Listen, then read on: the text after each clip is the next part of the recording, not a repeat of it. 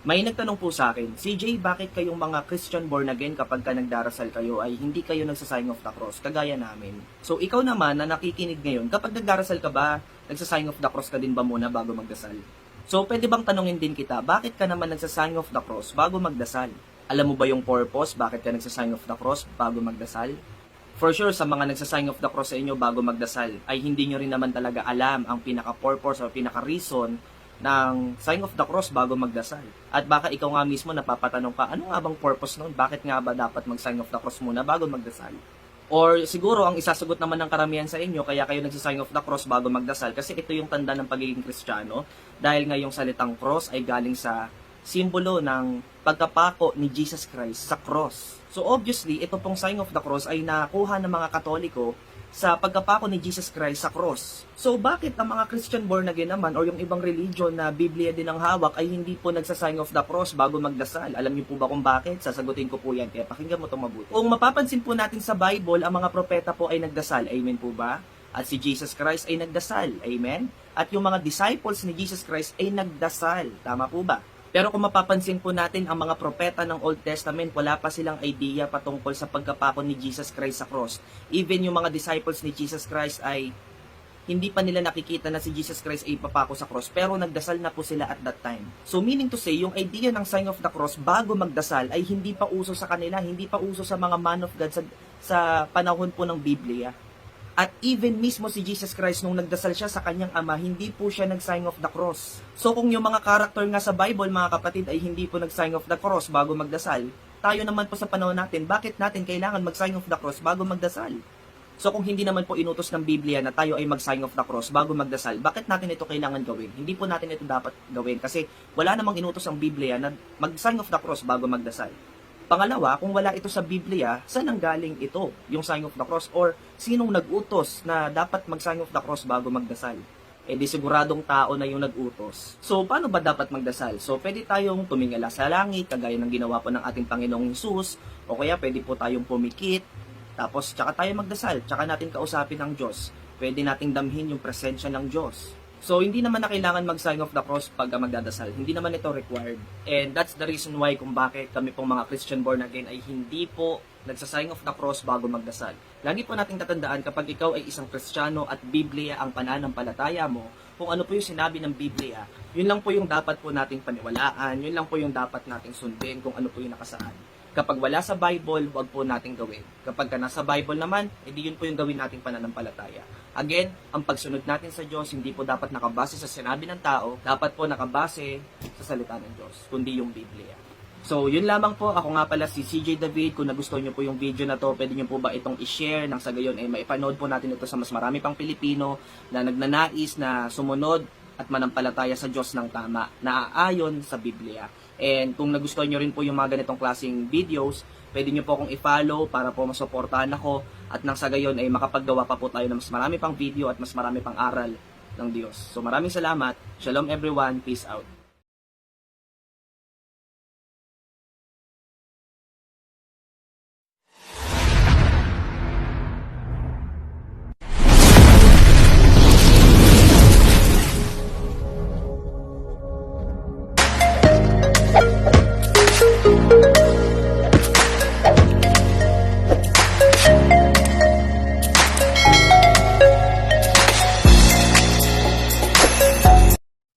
Hi, hello, magandang hapon mga kapanalig ko. Na-miss ko kayong lahat, no? At hindi ako nakapag-live kahapon kasi una, tanghali na akong nagising.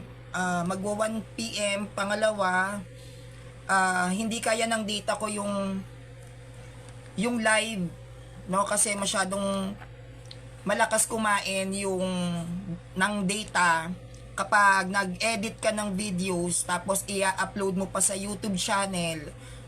So medyo hindi kakayanin ng data kaya hindi ako nakapag-live, no? At salamat nga pala sa lahat ng mga nag-subscribe sa YouTube channel ko, Sanrio TV. Salamat po sa inyo and magpa 5K na po yung subscribers natin sa YouTube channel at maraming salamat sa mga nanonood sa YouTube channel ko, sa mga nagko-comment sa YouTube channel ko. Maraming salamat sa mainit na pagtanggap at pagsuporta ninyo.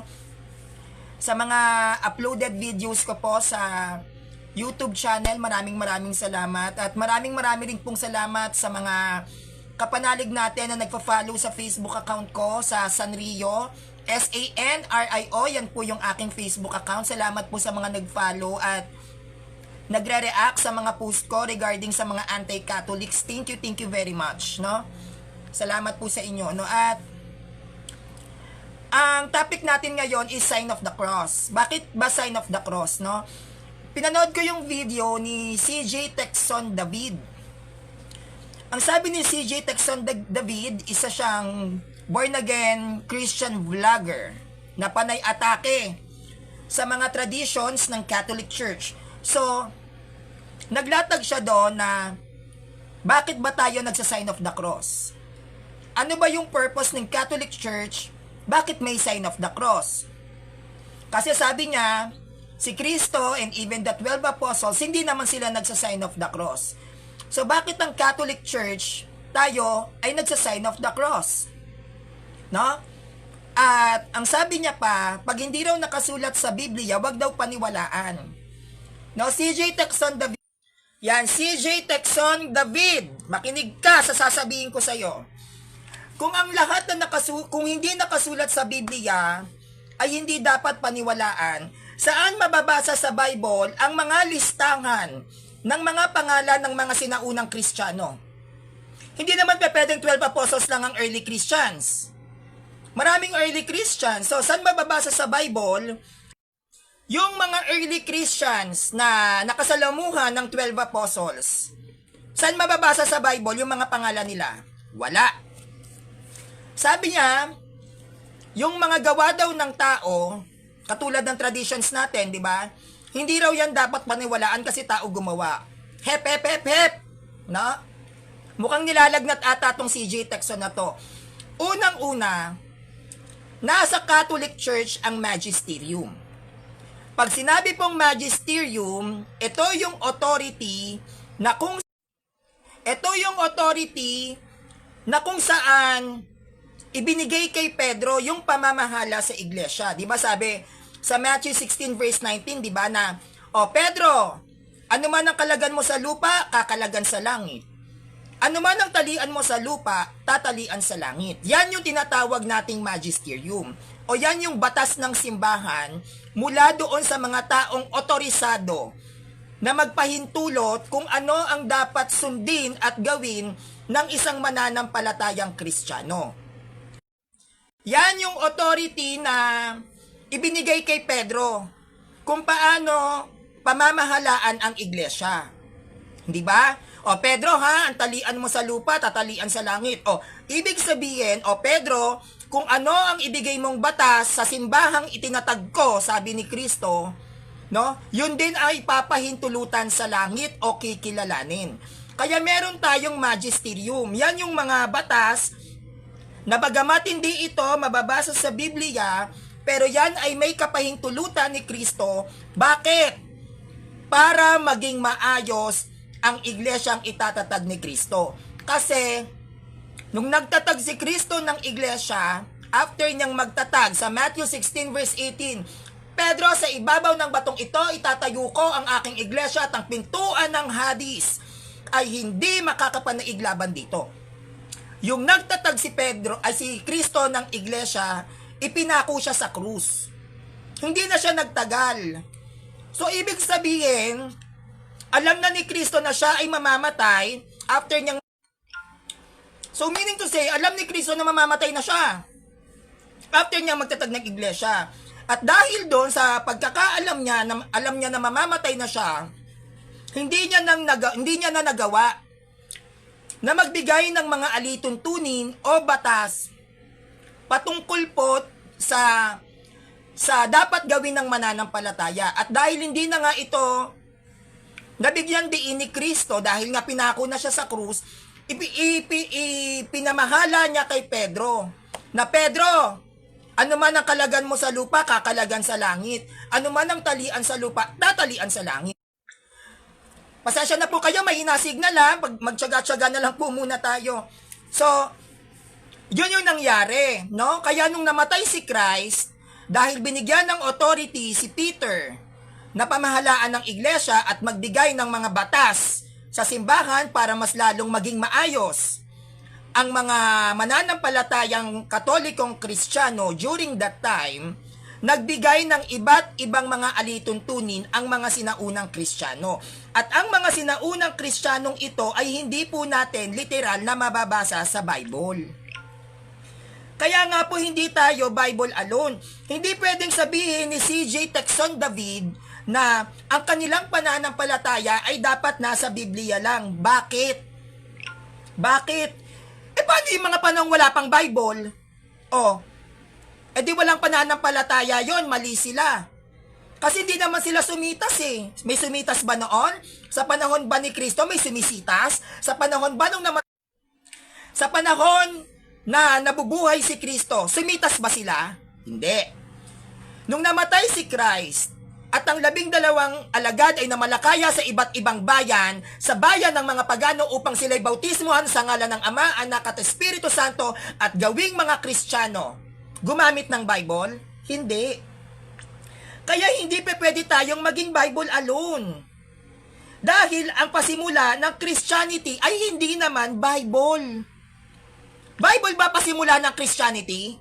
Ha? Tanong ko nga po. Sige. Mga Bible alone. Ano ang pasimula ng Christianity? Biblia? Talaga ba? Ha? Paano yung mga panahon nila Pedro?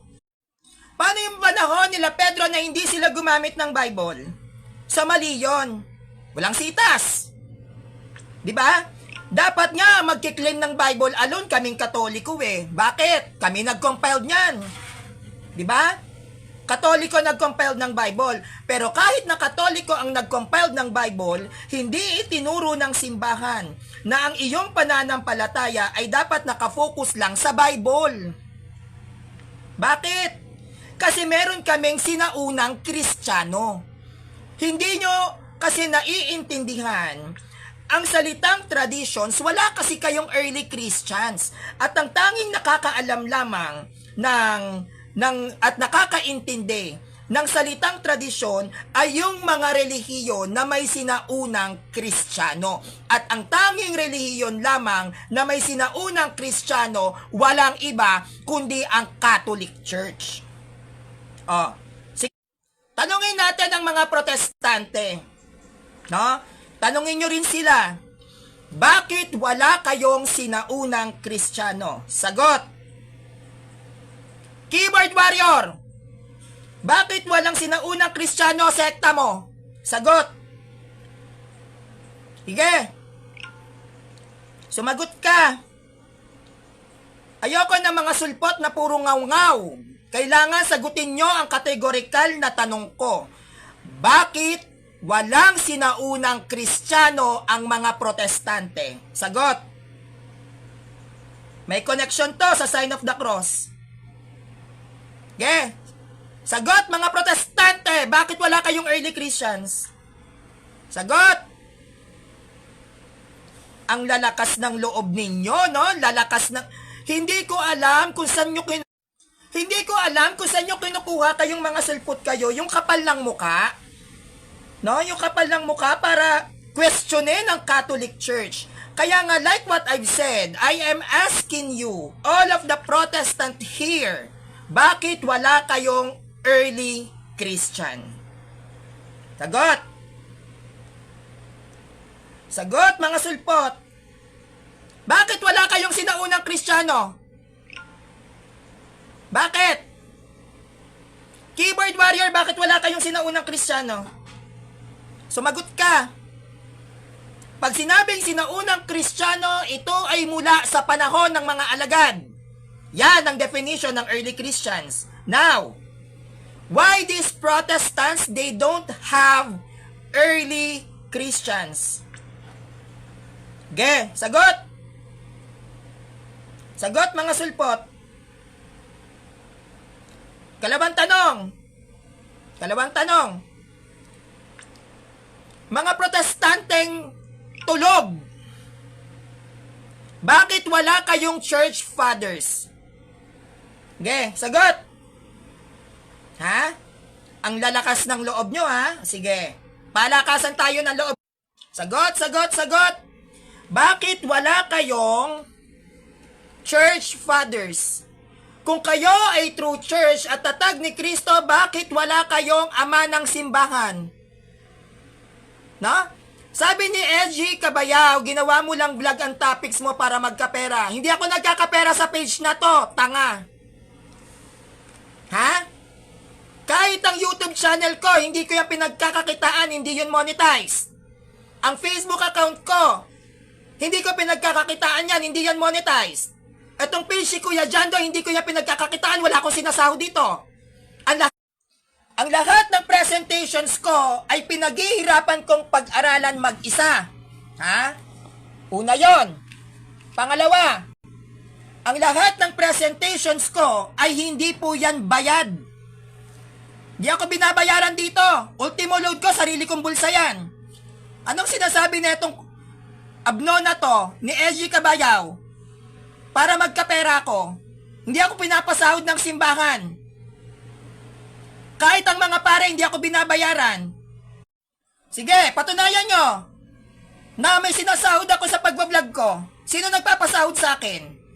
Hindi ako pinapasahod ni Kuya Jando, hindi ako pinapasahod ng punto por punto. Hindi ako pinapasahod ng CFD organizations, hindi ako pinapasahod ng Catholic Church. Saan ako kukuha ng pera? Wala akong kinakamal na pera sa pagla-live ko. Kung nasasaktan kayo, takpan nyo tenga nyo, ha? Takpan nyo mga tenga nyo. Ayaw nyo pala.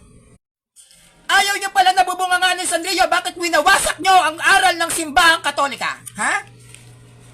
Ayaw nyo palang na-o-offend ng aral sa aral. Bakit sinisiraan nyo simbahan? Inggit na inggit? Gustong manakit? Ha? Galit na galit, galit na galit? Ayaw nyo palang nagla-live ang Sanrio. Ha? Pero bakit nyo sinisiraan ang mga tradisyon ng aming simbahan? Ngayon, ano ba ang dahilan ng simbahang Katolika? Bakit kailangan natin ng sign of the cross? Ano ba tong sign of the cross na to? Kailan to nagsimula tong sign of the cross? Ang hirap sa mga protestanteng ito, ngaw-ngaw ng ngaw-ngaw, hindi nag-aaral. Ha? Ngal-ngal kayo ng ngal-ngal, mga sulpot. Patungkol sa sign of the cross, inaral nyo ba kung bakit?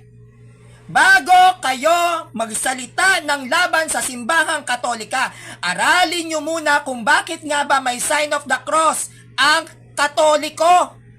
Paano nyo gigibain ang isang aral kung hindi nyo naman alam ang nasa likod ng kasaysayan kung bakit merong sign of the cross ang simbahan? Puro kayo sa Biblia lang, sa Biblia lang. Bakit? Kasi wala kayong early Christians. Saan kayo kukuha ng references na hindi gagamit ng Bible? Binuo kayo ng Bible. Produkto kayo ng Bible na kung saan ang Katoliko ang siyang naglimbag at nag-compiled ng Bible. Sino unang naglimbag, nag-publish ng Bible? Protestant? Talaga ba? Sino unang nag-publish ng Bible? Katoliko, si Gutenberg. Kami ang unang nagkaroon ng printing press para kumalat yung Bible na yan. Sinong unang nagpakalat? Protestante? Talaga? Anong ambag ninyo? Para maipakalat ang banal na kasulatan? Protestante? Catholic Church ang unang-una nag-publish ng Bible. At na-publish ang Bible, wala pang sulpot. Wala pang sulpot. Anong ambag nyo? Ha? Anong ambag nyo? Paano nyo sasabihin? Paano nyo sasabihin na meron kayong sinaunang Kristiyano? Yung mga sinaunang Kristiyano ng simbahan, wala pang signal. Wala pong signal ngayon. Yung mga sinaunang Kristiyano ng simbahan, hindi gumamit ng Bible yan. Si San Ignacio gumamit ng Bible? The church fathers of the Catholic Church, including the 12 apostles and Apostle Paul, the apostle for the Gentiles, hindi gumamit ng Bible yan. Paano magiging Bible alone? Hindi nyo lang nakita sa Bible yung sign. Hindi nyo lang nakita ang sign of the cross sa Catholic Church sa Bible, mali na. Pero hindi nyo nakita yung mga panahong wala pang Bible. Ang sign of the cross ay nagsimula sa panahong wala pang Bible. At ito ay may authority because of the magic. At ito ay may authority dahil sa magisterium. Ano tong magisterium na to, Sanrio? Matthew 16 verse 19, Pedro, talian mo sa lupa, tatalian sa langit. Kalagan mo sa lupa, kakalagan sa langit. Binigyan ng authority ni Christ si Peter na pamahalaan ang kanyang iglesyang itatatag, at ang pamamahala ni Pedro, nagbigay siya ng mga alituntunin sa loob ng iglesia na kung saan si Kristo ang nagtatag para magkaroon ng kaayusan. At ang kaayusan na ito ay nagmula doon sa mga batas na nasa ilalim ng pamamahala ni San Pedro. Now, dito tayo sa topic natin, ha? CJ Texon David, makinig kang maigi, ng gigigil ako sa'yo, ha? Gigil na gigil ako sa'yo. Ano daw tong sign of the cross ng Catholic Church? Ano tong sign of the cross? Ang sign of the cross, ito ay isang paggalaw o pagkilos ng ating mga kamay na siyang pinasimulan ng mga early Christians, na kung saan pinababanal ng sign of the cross ang isang tao, ang isang individual. Yan. Ang sign of the cross, no, nating mga Katoliko, ang ibig sabihin niyan, no, ng mga sinaunang Kristiyano, bakit tayo may sign of the cross? Pinababanal ng sign of the cross ang ating sarili. Pinababanal ng sign of the cross ang kapwa mo. Pinababanal ng sign of the cross ang mga bagay, kaya may blessings. Pinababanal ng sign of the cross ang mga alaga nating hayop, binibendisyonan. Yan ang dahilan kung bakit may sign of the cross. At ang sign of the cross na ito ay ginagawa at isinasagawa na wala pang compiled Bible. Wala pang sulpot. Nagsa-sign of the cross na ang mga Katoliko. Nauna pa to sa mga founder ninyo.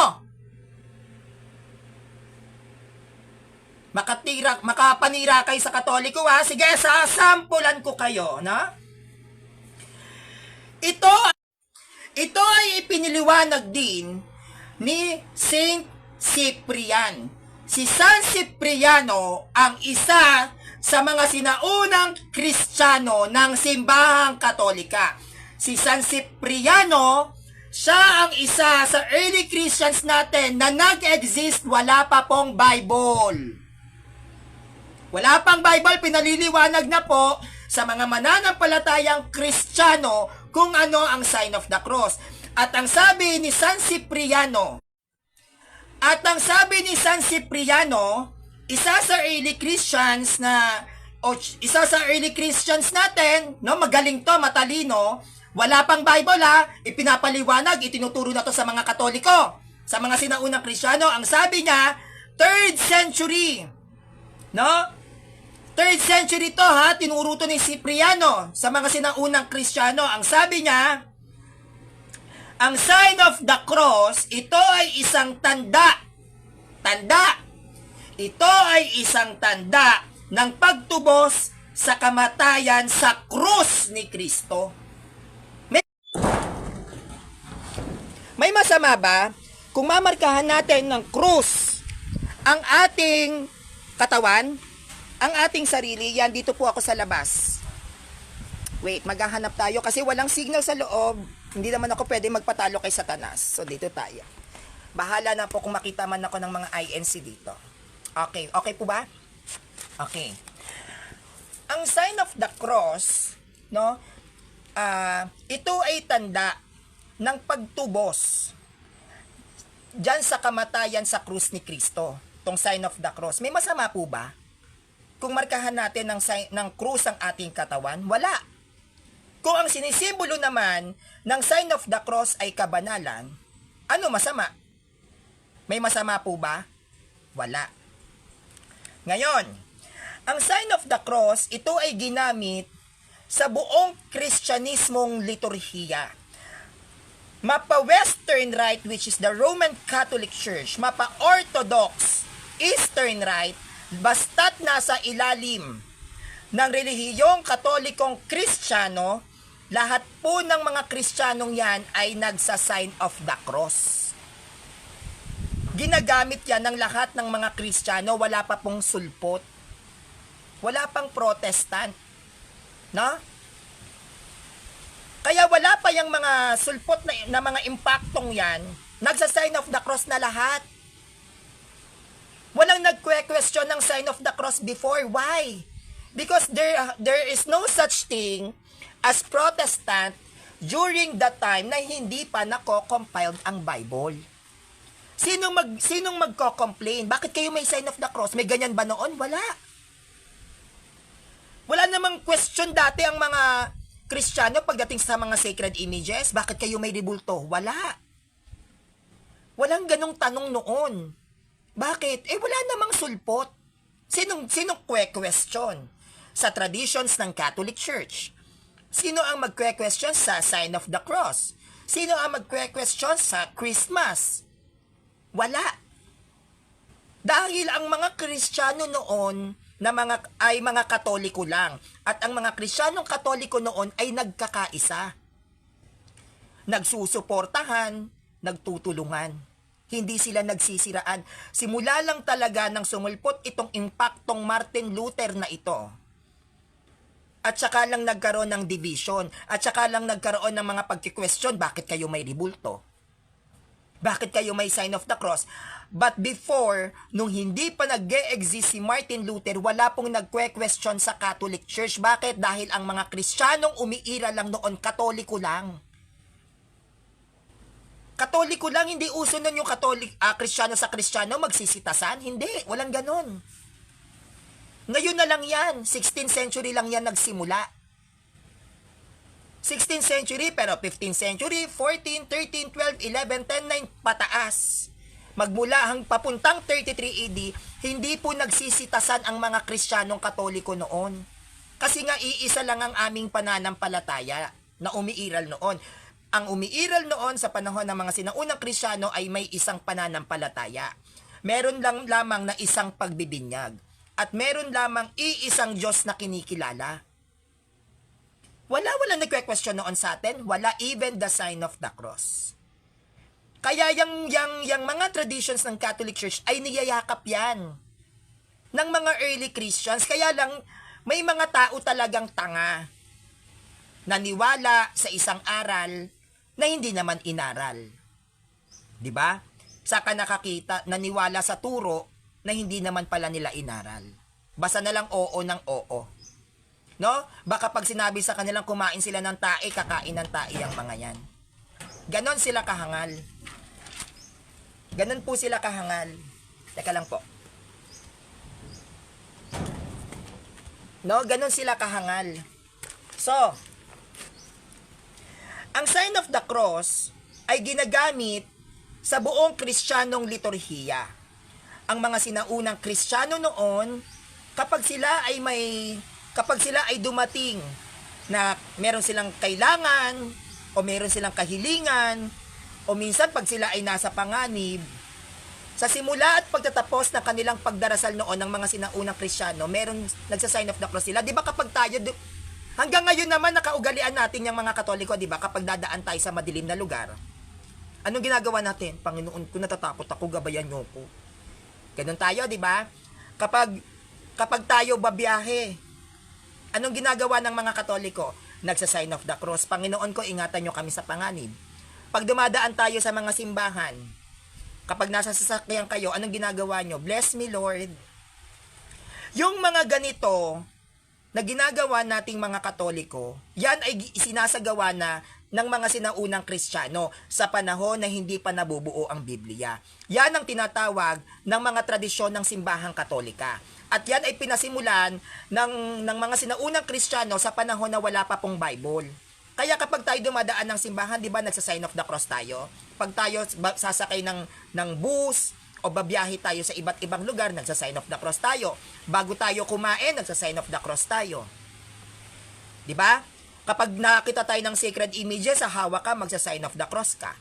Ginagawa na yan noon pa, wala pang sulpot. Hindi nila maiintindihan yan, bakit wala silang sinaunang Kristiyano. Ang sasabihin lang nila sa inyo, saan mababasa sa Biblia na gano'n ng mga alagad? O saan din mababasa din sa Biblia?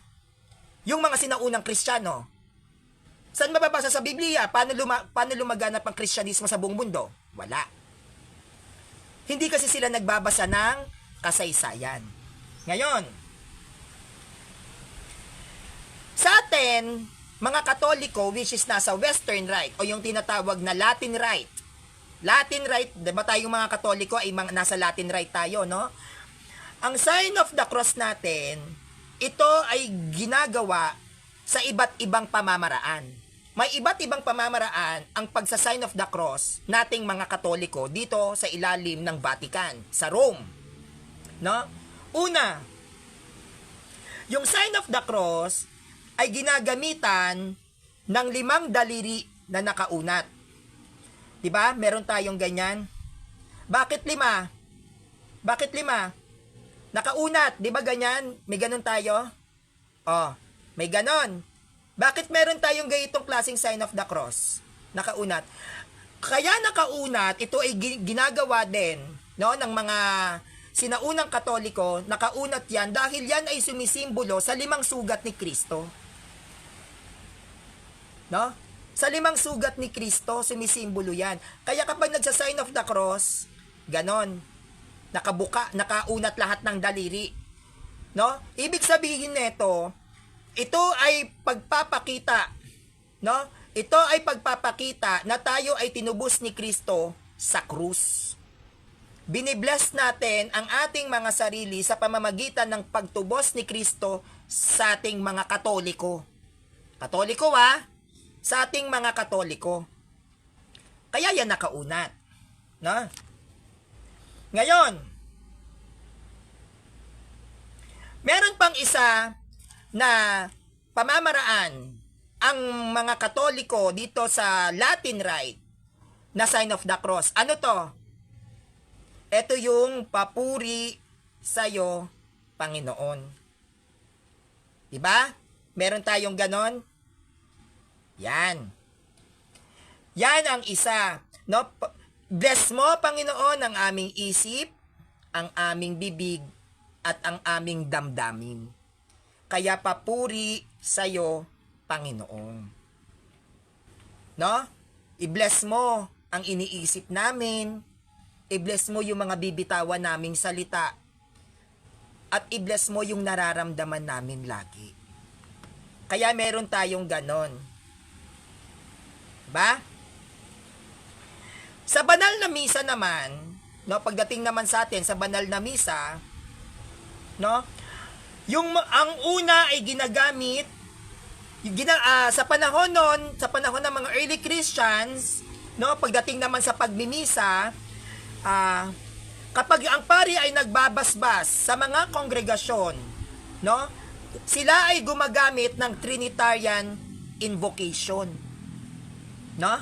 Ano yung Trinitarian invocation? Sa ngalan ng Ama, ng Anak, ng Espiritu Santo. Amen. May ganyan din tayong sign of the cross. 'Di ba? Kapag nagmimisa, lalo na pagpatapos na, humayo kayo, 'di ba? Bit ang aral at salita ng Diyos. Lagi tayong binibless ni Father sa pamamagitan ng sign of the cross. May ganyan din ng Catholic Church. Ngayon, at meron din tayong sign of the cross kapag after magbasa ng ebanghelyo, 'di ba? Kagaya nga ng sabi ko, papuri sa iyo, Panginoon. So iba-iba. Iba-iba yung antanda ng krus, hindi lang siya ganyan. Akala ng mga sulpot, eto lang, hindi. Iba-iba 'yan. At ang bawat sign of the cross ng Catholic Church ay may dahilan. Hindi yan basta-basta lang hinulaan at meron niyang kasaysayan. No? Maraming churches sa western, no, sa atin diyan sa Rome, no? Maraming churches diyan sa western rite, no? Maraming iba't ibang simbahan ang naitatag sa ilalim ng mga alagad, no? Kaya nung 7th century, no, nung pumasok ang 7th century, diyan natin unang ginamit yung dalawang daliri. 'Di ba? May ganun tayo. 7th century yan nagsimula. Ika-7 siglo. No? Bakit ganito? Ganito pa lang noon. Dalawa lang. Ganyan, no? Dalawa lang noon, 7th century nag-start yan. Bakit? Tumutukoy ang dalawang daliring ito sa kalikasan ni Kristo. Nature ni Christ. Wala pang sulpot. Ano yung nature ni Christ? Ano yung dalawang nature ni Christ? Yun yung kanyang pagiging tao at pagiging Diyos. Na Christ blessed me.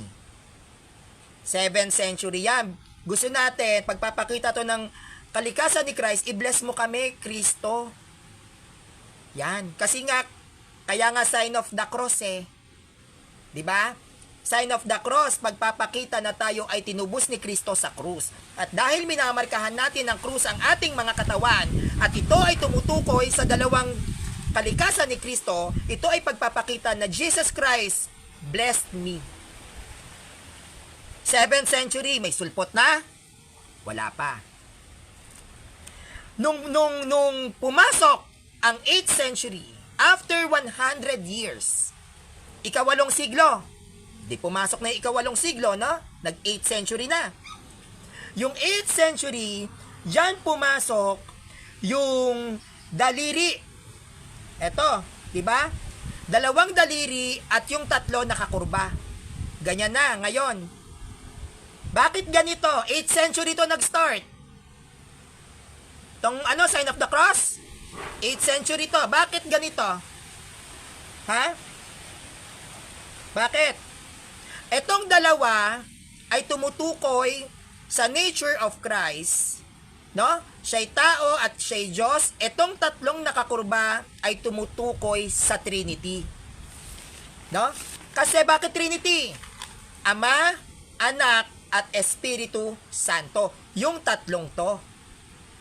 Yung dalawang to, na si Kristo ay tao at si Kristo ay Diyos na magkadikit. Pansin nyo na magkadikit, hindi nakaganon, di ba? Hindi nakaganon. Magkadikit kasi hindi mo yan pwedeng paghiwalayin eh. Hindi mo yan pwedeng paghiwalayin. So magkasama lagi yan kay Christ. Dahil ang sinisimbolo ng sign of the cross ay krus ni Kristo, yung krus na yan, ang pinako dyan, ay merong human nature at divine nature. At itong human nature at divine nature na ito ay nagko-consist ng Trinity. Ama, Anak, Espiritu Santo, the Trinity, at dahil cross ang sinisimbolize ng sign of the cross, kaya nga sign of the cross, Christ to. Ito si Christ, ito ang Trinity. The nature of Christ and the Trinity. Trinitarian formula in the name of the Father and the Son and the Holy Spirit. Malinaw po ba? Malinaw mga kapanalig? Okay. Now, sa salitang Latin, pag sinabing sign of the cross, ito ay tinatawag na signum crucis. Yan. Ang Latin ng sign of the cross ay signum crucis. Pag sinabing signum crucis o sign of the cross, ito ay ang pagbabasbas sa sarili. Ito ay isang banal na ritual mula sa mga sinaunang tradisyon ng simbahang Katoliko na ginagawa ng mga sinaunang Kristiyano sa panahon na wala pang Bible. No? Sa panahon ng wala pang Bible. At ito ay ginagawa na rin ng iba't ibang konseho ng simbahang Katolika. Ginagawa na to ng Council of Jerusalem, Council of Carthage, Council of Nicaea, no? Alexandrian Council, yung mga iba't ibang mga konseho, nagsa-sign of the cross na yan sila. Hindi pa nakukubkob ng Ottoman Empire ang iba't ibang mga churches ng Catholic Church nagsa-sign of the cross ang early Christians. Wala pang Protestant, isinasagawa na yan ng mga sinaunang Kristiyano o yung tinatawag nating mga katutubong Kristiyano. See? Alam ba nila yan? Hindi. Bakit? Dahil sila ay binuo, no? Dahil sila ay binuo ng Bible. Tayo ang bumuo ng Bible. At dahil tayo ang bumuo ng Bible, yung wala pang Bible, meron na pong tradisyon na umiiral na siyang ginagawa ng mga sinaunang Kristiyano. Kaya kapag tayo ay nagsa-sign of the cross, ito ay pagpapakita na binibless natin ang sarili natin sa pamamagitan ng krus ni Kristo. Pag nakakita kayo ng gumagano ng pare, binibless kayo ng pare sa pamamagitan ng krus ni Kristo. Kaya tayo napupuspos. Dahil ang krus ni Kristo ay pagpapakita na tayo ay kanyang tinubos sa pamamagitan ng kanyang kamatayan sa krus. Malinaw. Ang sign of the cross, ito ay isang banal na ritual na ginagawa sa pamamagitan ng pagtunton ng isang patayong krus sa ating buong katawan gamit ang kanang kamay. Kasabay ang literal na pasalita o mental na pabigkas na tinatawag nating Trinitarian formula. Ang sign of the cross ay ang pagkilos ng ating mga kamay bilang pagpapakita. No, ipapakita natin ang krus ni Kristo ng pagtuon sa sarili nating katawan. So kapag merong mga types ng sign of the cross na pwedeng sa ngalan ng Ama, ng Anak, ng Espiritu Santo, pasalita. Meron naman hindi ka nagsasalita ng bibig pero binibigkas naman ng isip mo. Yon, may dalawang klase. Diba? Merong pabigkas sa pamamagitan ng bibig, meron ding pabigkas sa pamamagitan ng isip. At kasabay nito, ang pagbigkas natin ng Trinitarian formula. Ano tong Trinitarian formula? Galing sa salitang Trinity. In the name of the Father, and of the Son, and of the Holy Spirit. And correction mga kapanalig, kapag tayo ay nagsa-sign of the cross, kunyari, sa ngalan ng Diyos Ama, Anak, Espiritu Santo, mali yun. Kung ano ang unang binanggit nyo sa unang persona, ganun din ang babanggitin nyo sa ikalawang persona at sa ikatlong persona. Pag nagbanggit kayo ng sa ngalan ng Diyos Ama, Diyos Anak, Diyos Espiritu Santo. Pag sinabi namang sa ngalan ng Ama, Diyos Anak, mali yun. Kung ano ang sinabi nyo sa Ama, yun ang sasabihin nyo sa Anak, yun ang sasabihin nyo sa Espiritu Santo. Hindi pa pwedeng sa ngalan ng Diyos Ama, Anak, Espiritu Santo. That's wrong. Kasi parang hindi naman Diyos yung Espiritu Santo at Anak. No? Parang hindi naman sila Diyos.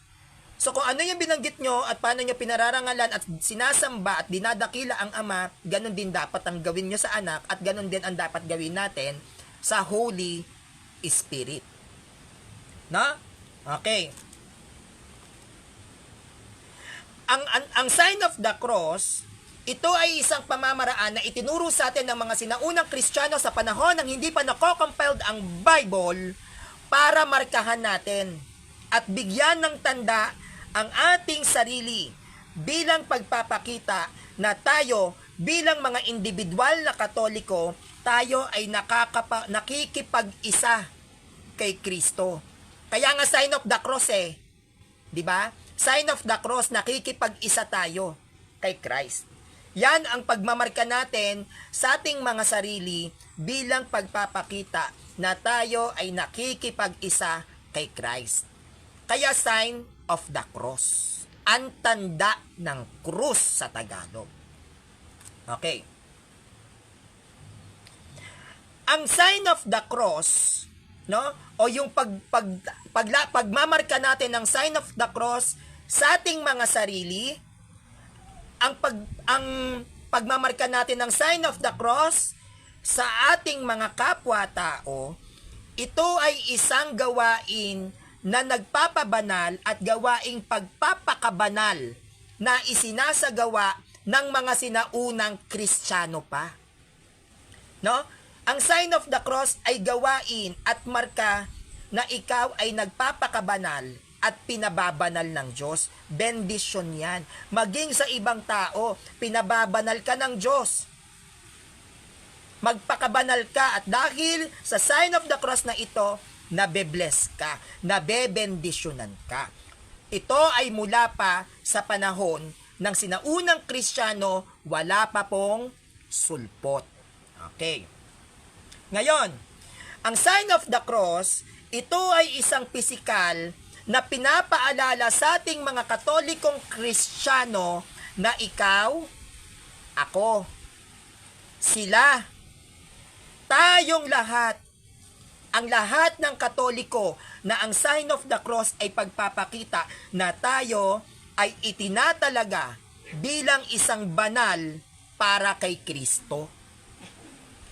Pagpapakita yan na pagtatalaga sa ating lahat, tayong mga Katoliko lang, na tayo ay isang banal para kay Jesus kasi binibless natin ang ating mga sarili, maging ang ibang tao.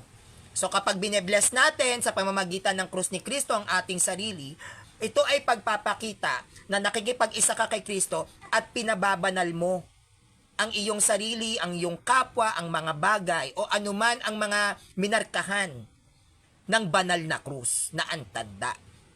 Okay. Ang sign of the cross, ito ay nagmula sa mga unang bahagi pa ng relihiyong Kristyanismo. Nagsimula ito sa mga early Christians pa. No? Wala pang Bible, pasimula pa lang ang Christianity. Naggaganito na sila. No? Nung ikalawang siglo o yung 2nd century, kung saan ang apostolic traditions ay umiiral na. Umiiral na ang apostolic traditions dito, 2nd century. May apostolic traditions na tayo, no? Ito ay tinuturo ng mga early Christians, ng mga sinaunang Kristiyano ng Catholic Church, sa ating mga Katoliko lang. Tayo lang may sinaunang Kristiyano eh. Sa ating mga Katoliko, no? Na sa panahon na hindi pa masyadong kalat ang Christianity, sa panahon na wala pang masyadong nasasakop ang mga Kristiyano noon dahil malakas pa ang pagano noon. No, yung mga paganismo malakas pa 2nd century pa lang to eh. So yung mga panahon na to na medyo mahina pa ang Christianity, hindi pa tayo nakakapamalakaya sa iba't ibang lugar talaga na open mangaral. Yung sign of the cross ng 2nd century, ginagamit na yan ng mga early Christians sa pagbabautismo. Tayo ang unang nagbinyag. At yung binyag ng mga sinaunang Kristiyano may sign of the cross na. Ginagamit ng mga sinaunang Kristiyano ang sign of the cross sa mga possess. May mga possession na noon. Wala pang sulpot, nagde-deliverance na tayo. Ewan ko lang kung paano magde-deliverance sa mga protestanteng ito. Wala silang authority. Pero tayo noon, during that time na hindi pa nako-compelled ang Bible, during that time na wala pang Protestants, ginagamit ang sign of the cross na sa baptism. At minamarkahan ng mga pagano noon ng sign of the cross, tanda ng Christianity. Sa binyag, sa mga possess, ginagamit yan sa exorcism ng mga sinaunang Kristiyano. At ganun din sa panahon ng paglilinis. Bago magdasal at sa mga oras ng tukso at mga panganib. At sa panahon din ng paglilinis sa mga kumpisal. Yan, nagsa-sign of the cross na rin. Ginagamit na yan ng mga early Christians pagdating sa confession. Ginagamit na rin ang sign of the cross kapag sila natutukso. Yung mga pare, no? Pag naaakit sila sa mga babae, nagsa-sign of the cross sila, Panginoon ko, ilayo mo ko sa tukso. Ginagamit din niya pag nasa panganib, bago sila i-persecute. Bago patayin yung mga martir ng Katoliko, nagsa-sign of the cross na sila. Panginoon ko, ikaw na bahala sa akin. Kaya hindi nila pwedeng questionin ang sign of the cross ng Catholic Church because the sign of the cross of the Catholic Church was existed before the Bible compiled. Bago mabuo ang Bible, may sign of the cross na. So these Protestants, kagaya ni C.J. David, he has no right to question about the traditions of the Catholic Church kasi wala silang traditions. They don't even have early Christians. Kaya bago kayo mag-question sa doctrines ng Catholic Church, make sure na inaral ninyo ang history. Siya ang magtuturo at magsasabi sa inyo kung paano namuhay ang mga sinaunang Kristiyano sa panahon na hindi pa nabubuo ang Bible. Because the early Christians of the Catholic Church defend the Catholic Church without using the Bible. Only the Tanakh and the traditions of the Catholic Church ang ginagamit nila sa mga pagan para ma-convert ito into Christianity. Hindi sila gumamit ng Bible. No? Kaya very, very wrong yung sinasabi ni C.J. David na Bible alone. No, that's wrong. There is no such thing as Bible alone before because there is no such thing as Bible before. No? Walang Bible noon. Okay. Ang sign of the cross, ito ay ang pagsubaybay sa ito ang pagsubay-subay, no? Ang sign of the cross, ito ay pagsubay-subay sa hugis na krus sa hangin. Pag sa pagsubay-subay, paggalaw ng kamay, tanda. Ang sign of the cross, ito ang pagsubay-subay sa hugis na krus sa hangin, sa sariling katawan. No, yan ang sign of the cross.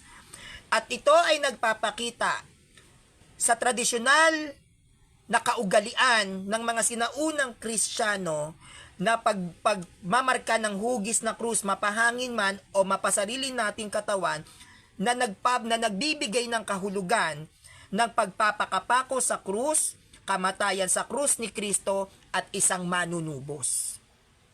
No? Kaya pag nagganon tayo, pagpapakita yan na si Kristo ay manunubos. Kamatayan sa krus ni Kristo, pagtubos ng kasalanan sa krus ni Kristo dahil siya ay isang manunubos. Kaya mahalaga ang sign of the cross. Okay. Ang gumagawa ng sign of the cross gamit ang daliring pinagdugtong ay may dalawang pamamaraan. Gamit ang daliring pinagdugtong, ang gumagawa nito, na ang gumagawa ng gaytong klaseng sign of the cross, no? Unang-una, yung Eastern Orthodox Church, Church of the East, at Eastern Catholic Churches. Sila ay nasa ilalim ng mga tradisyonal na councils and rite ng Catholic Church. Yan yung tinatawag na Byzantine Rite, Assyrian Church, and Chaldean Churches. O yung Chaldean Council, Assyrian Council. No, yan sila yung gumagawa nito, hindi lang po tayo. No? Ito yung kanan, pakaliwa. May ganun kasi. Meron ding pa ganon. Merong pa ganon. Ngayon, etong in the name of the Father, the Son, merong pa ganon na sign of the cross, baka hindi nyo alam. Sa atin, kanan, di ba? Sa balikat, kanan. Meron ding pakaliwa. Merong pakaliwang ganon. Ang gumagamit naman ng ganitong tradisyon ng sign of the cross ay nasa ilalim, no, noon ng Latin Church of the Catholic Church. Tayo, gumaganon din sa tayo minsan. May ganon din ng ibang mga Katoliko sa Latin Rite. Ang mga Protestante, Lutheranism. Hoy. Sa panahon ni Martin Luther, nagsa-sign of the cross kayo. Lutheranism, yung mga Anglican Church, Church of England, ganon. Hoy. Kala nyo di nyo inaral, mga born again. Okay. At Oriental Orthodoxy. Paano ba yan? Aralin ninyo. Lutheranism, Lutheran Church, may sign of the cross yan noon. Dito, pakaliwa. Ang Anglican Church, bumuo ng King James Version. King James Bible. Nag-sign of the cross yan. Bakit? Dahil bago pa umeksena ang Protestantism, nakamulatan ng mga Protestanteng ito ang tradisyon ng simbahang Katolika. Kaya may mga tradisyon ang Catholic Church na hindi na nila kaya pang bitawan. At isa na rito ang sign of the cross. Martin Luther, nag-sign of the cross yan. Pakaliwa. Tayo, pakanan Pakanan tayo. Yung tinatawag na Latin Church of the Catholic Church, meron. Pakaliwa, pakanan. Oh. Lutheran Church, meron din. Pakaliwa pa kanan. Anglican Church, yung tinatawag na Church of England, meron din. May sign of the cross yan. Oriental Orthodoxy, meron din. Oh. Hindi nyo alam yan. Sa inyo eh. Hindi nyo inaral, tamad kayo eh. No? Well, mga kapanalig, hindi ko naman sinasabi na lahat ng protestante may sign of the cross. No? Hindi po lahat ng sulpot ay may sign of the cross. No? Pero meron din naman na mangilan-ngilan na mga protestante yung gumagaya at gumagawa ng sign of the cross. Merong mga ilang mga denominasyon, merong ibang mga protestante, merong mga ibang mga sulpot ang nagsa-sign of the cross. Sino-sino yung mga sulpot na ito na nagsa-sign of the cross? Ilan sa mga protestante o ilan sa mga denominations na may sign of the cross, unang-una ito yung Methodism. Methodist Church. Meron yan. Ang Presbyterian, yung ibang sangay niyan, meron din. Ano yung mga Presbyterian? Ano ba yung ibang sangay ng Presbyterian? Yan yung tinatawag nating Church of Scotland. Presbyterian yan, may sign of the cross yan. Sulpot yan. Oh. At meron ding mga iba't ibang mga Reformed churches na nagsa-sign of the cross. Dapat inaral ng mga sulpot yan. Saan nila nakuha yung lahat? Sa Catholic Church. Bakit nila kinuha sa Catholic Church? Dahil ang Catholic Church ay mayaman sa tradisyon at kasaysayan. Inadapt nila yan. Pero ang nagpasimula ng sign of the cross, tayong mga Katoliko. Tayo lang. Dahil tayo ang unang Kristiyano noon, wala pang sulpot. Kaya wala pang nagkwe-question noon na bakit tayo may sign of the cross. Sinong kwe-question? Mga Katoliko lang ang Kristiyano noon. Nagsimula na lang na magkaroon ng pagke-question sa aral ng ating simbahan nung nagsulputan yung mga demonyong bula ang propeta na yan. No? Okay. Sabi ni Kuya Elmer Bitonia, Aglipayan Church po nag-sign of the cross din. Yung Aglipayan Church kasi hindi naman sila lehitimong protestante. Hindi naman sila kinikilala sa buong mundo na protestante. Kahit ang INC, hindi naman eh. Yung mga kinikilalang protestant talaga, yan yung Lutheran Church, Anglican Church, Methodist, Seventh-day Adventist, Jehovah's Witness.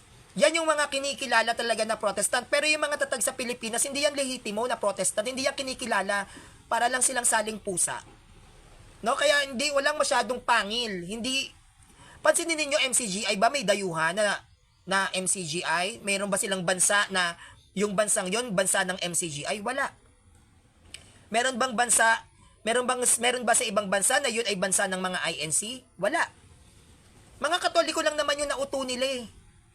Katoliko dito sa Pilipinas, mga tangang Pilipino na nagpauto, hindi ko alam bakit sila naniwala sa ganon. Pero sa ibang bansa, hindi nila pwedeng gawin ang isang bansa na INC lang.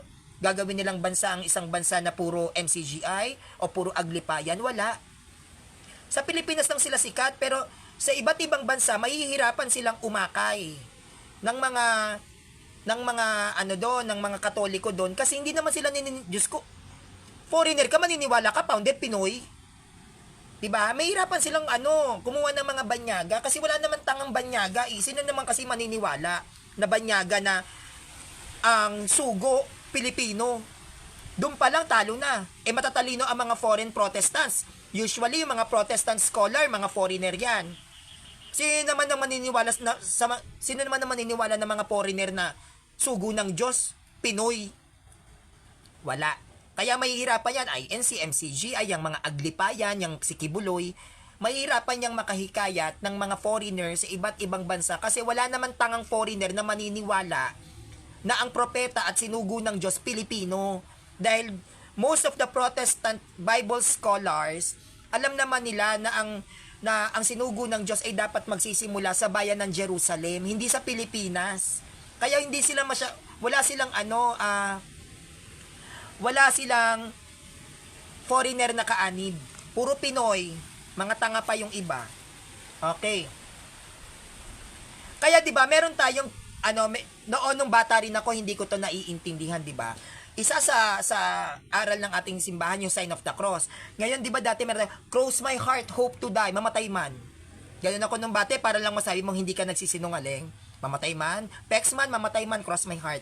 Meron tayong ganon na kinaugalian, yung hope to die, cross my heart, pex man, mamatay man. No? Yung ganon na pamamaraan nating mga Pilipino, wag na po natin yun gagawin. Kasi kapag nagsabi ka ng cross my heart, hope to die, mamatay man, pex man, yan ay pagpapakita na ikaw ay nanunumpa sa Diyos. Bilang paggawad ng tanda sa puso na pagpapakita ng katapatan sa iyong pananalita at panunumpa sa harap ng Diyos sa parehong personal at legal na mga sitwasyon. Huwag po natin yun gagawin. Kung alam mo na ikaw ay nagsisinungaling, huwag mong sasabihin, pex man, mamatay man, cross my heart. Panunumpa yan. Nanunumpa ka mismo sa Diyos na totoo yung sinasabi mo at hindi yan basta-basta ginagamit. No? Hindi yan dapat talaga natin gagamitin. Kung tayo ay magsasalita para patunayan na nagsasabi ka ng totoo, wag mo na sabihin cross my heart. Pwede naman natin sabihin, nagsasabi ako ng totoo, nasa sayo kung maniniwala ka o hindi. Pwede naman ganun eh. Pero kapag nagsabi kayo ng cross my heart, ito ay pagpapakita ng ikaw ay nanunumpa mismo sa Diyos. At mabigat yung ganong pagsasalita. Kaya iwasan natin yung cross my heart, hope to die. Ha? Iwasan natin yan. Okay. Ang sign of the cross, ito ay orihinal na ginawa sa ilang bahagi ng daigdig ng mga Kristiyano gamit ang kanang kamay na hinlalaki sa noo lamang. So, noon, ang sign of the cross natin, ito ay kumalat at lumaganap sa iba't ibang bahagi ng mga bansa na naging Kristiyano. Ganyan lang. Ganyan lang noon, hindi pa ganon. Yun lang. Ganon ang sign of the cross noon. At yan ang siyang dumaganap sa iba't ibang mga bansa na naging Kristiyano. Hindi pa ganon. Unang sign of the cross, ganyan. Hinlalaki lang sa noo. No? Imagine ninyo ha, first century. Hinlalaki lang. Oh. Diba? Ngayon, nung 2nd century, dito sa Council of Carthage, 2nd century, sa Council of Carthage na ngayon ay tinatawag na Africa, Tunisia, Africa. Yung Carthage na pangalan ng bansa noon, ngayon ay pinalitan. Siya ay naging Tunisia, Africa. Dito na kung saan si Tertullian, ang ating ama ng simbahan, ay nagsulat. Si Tertullian ang siyang responsible sa aral ng Trinity. Si Tertullian din ang responsible sa sign of the cross. 2nd century. Siya yung responsible na to. Ang sabi ni Tertullian sa kanyang sinulat, 2nd century, no, year 200, no? Kaming mga Kristiyano ay tinatatakan ang aming noo sa pamamagitan ng tanda ng krus. Yan lang noon. Ganyan lang noon ang sign of the cross. Basta pag gumanong ka, nag-sign of the cross ka na, yan yung ginagawa ng mga sinaunang Kristiyano sa ilalim ni Tertullian. No? Ngayon, at dahil meron tayong sign of the cross, ang sign of the cross ng Catholic Church ay binigyan ng paliwanag ng mga sinaunang Kristiyanong ama ng simbahan natin. May dahilan kung bakit ganito. Bakit nga ba ganito, Sanrio? Bakit hindi nilang to minintin? Total, eto naman yung una eh. Bakit kailangan pa natin ng ganito? Pag sa noo kasi, tayo ay tumuro sa noo sa ngalan ng ama. Pag sinabing ama dito sa noo, yan ay sumasagisag sa langit. Ito kasi pinakamataas na bahagi ng katawan eh. Sumasagisag ito sa langit. Sumasagisag ito sa pinakamataas na bahagi ng katawan which is langit. Ama. Yan ang paliwanag ng mga church fathers natin. Sa tiyan. No? Ano tong sa tiyan? Tuktok ng tiyan ha? Tuktok ng tiyan. Etong sa tiyan, no, yung tinatawag nating anak, ito ay pinaliwanag ng mga church fathers na tinatawag na solar plexus. Ano yung solar plexus? Pag sinabing solar plexus, lupa. Ano ba nasa ilalim ng langit? Ang lupa. No? Sumasagisag to sa lupa. Tayo, anak. At sa balikat, Espiritu Santo. Pag sinabing Espiritu Santo sa balikat naman, ito ay tanda ng kapangyarihan at pag-alaala sa Trinidad at ang pagkakatawang tao ni Kristo. Langit, lupa, at Trinity. No? Trinity. Pagkakatawang tao ni Kristo. Yan ang sinisimbolo niyan. Hindi yan basta-basta ganun lang tayo ng ganun. Meron niyang meaning. At yan ay nagmula pa sa panahon nang wala pang Bible. Ang nagbigay ng mensahe na yan ay mula pa sa mga Bible, sa mga dalubhasang Kristiyano na hindi pa gumagamit ng Bible. Okay? Okay.